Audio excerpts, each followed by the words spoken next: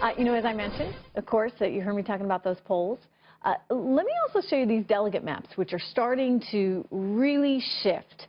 You got a new set of swing state polls out, which show that Trump is either tied or leading in 5 critical states. Let's go through them here. In Florida, he's now tied with Hillary Clinton. In North Carolina, he's ahead.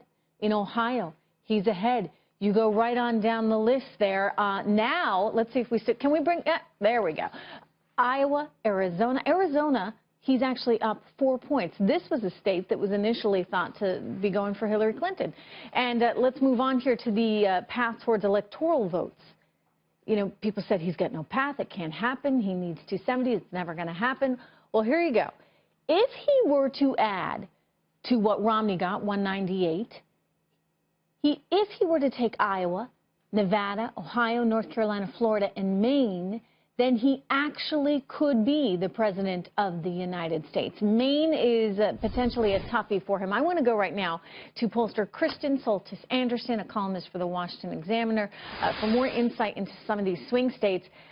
Fascinating to see. I mean, I think that there's a correlation that could be made, Kristen, and you tell me, between the economic challenges some of these states are facing and the sudden surge now in Donald Trump's numbers.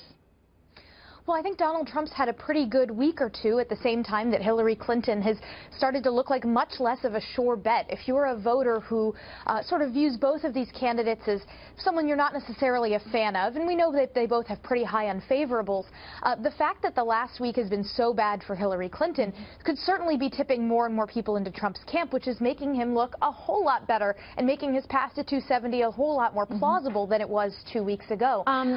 Just to go through some of those states again, we saw that places like Maine, Nevada, Ohio, Florida, these are critical for him, some of which he's actually started to push ahead in. Tell me about Maine. What does he need to do in Maine? Well, so Maine is interesting because I believe Maine is one of those states where you also have some of the delegates are apportioned by congressional district. So it may not even be about winning all of Maine. It may be just about picking up one delegate there. In Nebraska, same sort of thing. You can pick up one congressional district there. And given the way this race is shaking out, I mean, it is feasible. You can put together a map that, oddly enough, gets them both to 269, which would send the race to the House of Representatives. So this could be a really crazy race ahead of us. Wow. Well, that would certainly add some more drama to it all. New Hampshire as well is a state where recently he has seen some polling success, and he could pick up a few more votes there. I guess my question for you is, why all of a sudden now? Why is this shifting? Why is it changing?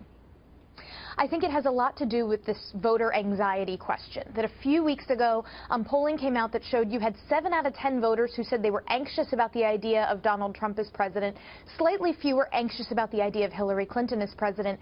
But if you've got all of these stories about sort of the lack of transparency, if you've got the health issue that's bubbled up, people asking for more information on that front, suddenly this contest between someone who seems like more of a sure bet and someone who seems like a bit more of a risk, suddenly that risk starts looking a little more appealing if they're both risky. But Donald Trump also comes with a side of really blowing up the status quo when he's in office. Yeah, I mean, I think that it scares some people, right? This idea that, you're going to have someone in there who's an outlier, who is going to challenge the system in a way that really we haven't seen the system challenged.